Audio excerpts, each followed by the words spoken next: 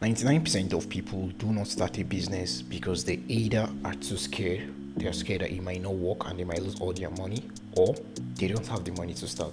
I'm going to talk about the second reason, which is they don't have money to start. In today's video, I'm going to talk to you guys about 6 businesses you can start today without any capital, without money, and become successful. So without any further delays, let's jump in. The first is content creation. And just before you click off and tell me that you've heard this before, I actually want to talk about the specifics, because a lot of people just tell you content creation and they don't even tell you how you can make money with content creation. They don't tell you what type of content you're going to be creating. They just tell you content creation. But I really want to dissect this so you can really understand how you can go about this yourself. And I want to talk about 2 specific types of content creation that can make you money. Okay? The first is YouTube content creation, just like the one you're watching right now. Gets to a stage where I keep posting and YouTube start paying me. So you can create faceless channels and you can create channels with your face. Anyone you feel like this one is my face, and you can decide to create a faceless channels. Maybe you're talking about a specific topic you're interested in, and then you keep posting content about those topics on your page, and then you keep attracting views or subscribers. And when you get to a specific threshold, YouTube start paying you.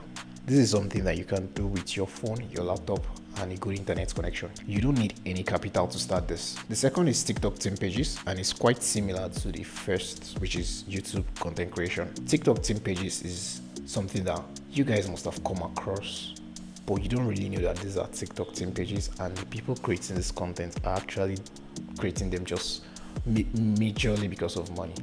Okay?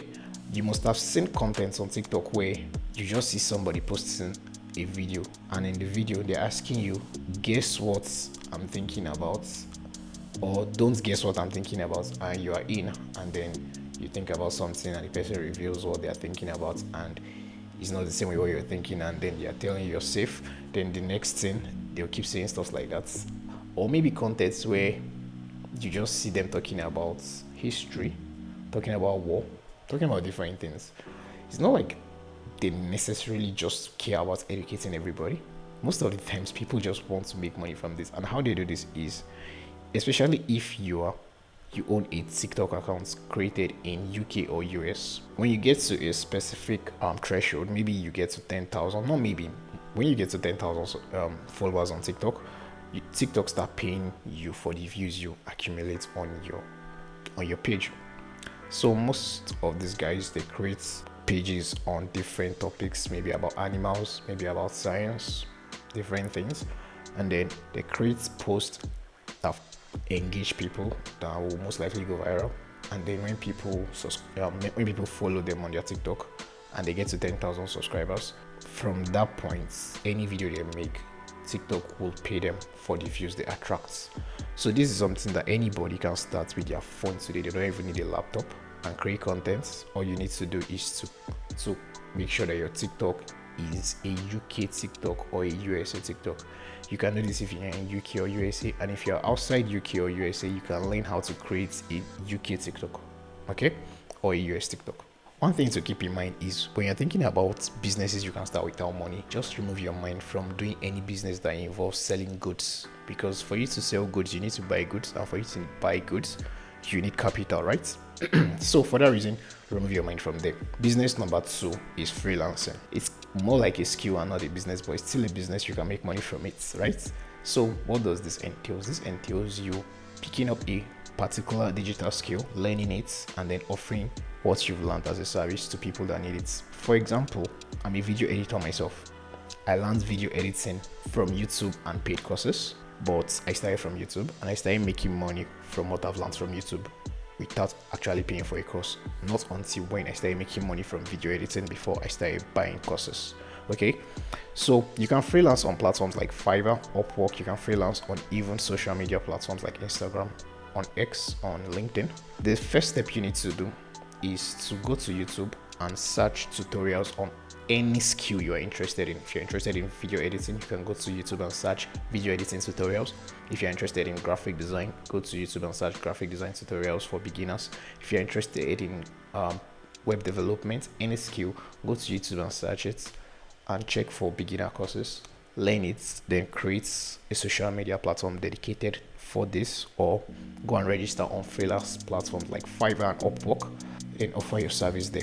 This is something I've been doing for the past 3 years, and a friend of mine have also been, like a lot of people I know have been doing this, and we're all making money from it. It doesn't require any capital to start. You just need a laptop, a good internet connection, and the will to do it. Business number 3 is drop servicing. And I think this is something that is not really common. Maybe the business itself is common, but the name is not common. Drop servicing. So what does this entail? This entails you looking for somebody that can offer a skill, offer a service, and then looking for somebody that needs that service, and then connecting them together and taking a commission whenever a deal is complete. So what do I mean? For example, we have Mr. A. Mr. A is a web developer, and we have Mr. B. Mr. B is a company owner, a CEO, and needs a website. And then we have you, that you somehow know where to find Mr. A, and you somehow know where to find Mr. B. And then you meet Mr. A and tell them you want to offer them a job, and you meet Mr. B and you tell them you know how to do the job. So you convince Mr. B to give you the job, that you can do it, and he gives it to you and pay you, for example, $100. Then you go to Mr. A that knows how to do the job and tell them you're going to do this job and I'm going to pay you $40, or I'm going to pay you $50 or $60 or whatever you feel like paying. Then when he does the job, you're going to deliver it to Mr. B, and then you're going to pay him $40 and you make $60. So this is what drop servicing is all about in a nutshell. A lot of people call this agency. If you're doing it, if it's a content service, you call it content agency. If it's a web design service, maybe it's called a web design agency. Regardless, it's called an agency for the most part. But one thing you need to keep in mind is when you are going into drop servicing, make sure you go into an industry that you know so much about. Don't go into an industry that you have no idea about how the industry runs. You don't know about the ins and outs of that industry. I'm a video editor myself. This is something I can do. Imagine me trying to do this in an industry like solar. I don't know anything about solar. If I'm trying to convince Mr. B to give me the job, he's going to be asking me questions that I can't give answers to. So if you're trying to do drop servicing, make sure you go into an industry that you know so much about so you can land the jobs. Okay. Business number 4 is affiliate marketing. Now, this is another thing that is really common. A lot of people have heard this from different creators and they don't know if they should go into it. They don't know if it's going to work or not. But yeah, obviously, this is something that works till this day and it's going to stand the test of time. It's going to work forever and ever. Just keep in mind that so long as businesses exist, affiliate marketing is also going to exist. So what does this entail? Affiliate marketing is a kind of business where I'm going to use a scenario again, Mr. A and Mr. B. Mr. A is a business owner. I'm trying to explain it without defining it, just so everybody can understand. Mr. A is a business owner. He sells gadgets, phones. Mr. B, or let me say, there is a community called the B community where there are a lot of young people there that want to use phone. Okay? And then we have you that know where this community is and you know where Mr. A is. So what do? You promote Mr. A's products to the community here, B. And whenever people buy, Mr. A is going to give you a commission. For example, he can give you 10% commission. Maybe he sells these phones for $100 and he's going to give you $10 whenever you make a sale or whenever you promote somebody to buy from him. Okay. Now, one thing you need to keep in mind about affiliate marketing is that for you to make so much from it, you need to be able to access audience, large audience. If you are starting from scratch, you don't have any influence, I don't think you should go into affiliate marketing, because how many people can you really advertise another person's products to, and so you make a commission? Because the commission you're making are always going to be small percentage. Imagine making $10 commission.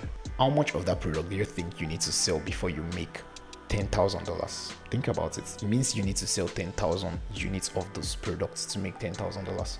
So you need to be able to convince 10,000 people to buy. So this is something I'll advise or I'll recommend to people that are already popular on TikTok or Instagram or anywhere online, but they don't have money.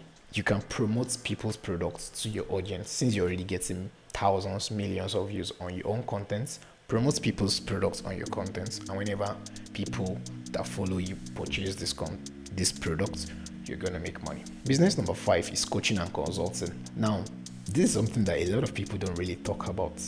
And a lot of people don't really think to do it whenever they are thinking of businesses that they can start. So what does coaching and consulting entails? Coaching and consulting entails you having a skill and teaching it to other people and having them pay you. Okay? And I'm almost certain that you watching this video, there is a skill you are really good at.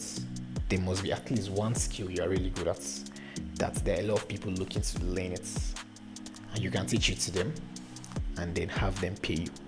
Okay, it could be maybe you are good at playing piano, people can pay you to teach them. Maybe you are good at teaching mathematics like me, a lot of people can pay you to teach them. I've done this at one point in my life. Maybe you are good in video editing, a lot of people can pay you to teach them. Actually, me myself, I do this. I'm good in freelancing. I mean, I've made over $20,000 freelancing on Upwork, and I offer coaching services. I've coached at least 4 people. One of my students has made over $20,000 just from last year till this year. Okay, so you can message me if you want that service from me. But anyway, I'm just using that as an example. You could be good at cooking, you could be good at singing, you could be good at gymnastics, different things. A lot of people are willing to pay you to learn it. All you need to do is to put yourself out there, advertise yourself, sell yourself to people, and all you need is just maybe 1, 2, 3, or 4 students, and you're gonna be making a good amount of money. Now the final business, which is business number 6, is selling of digital products. So what does this entail? Because a lot of people, they don't really know what this is all about.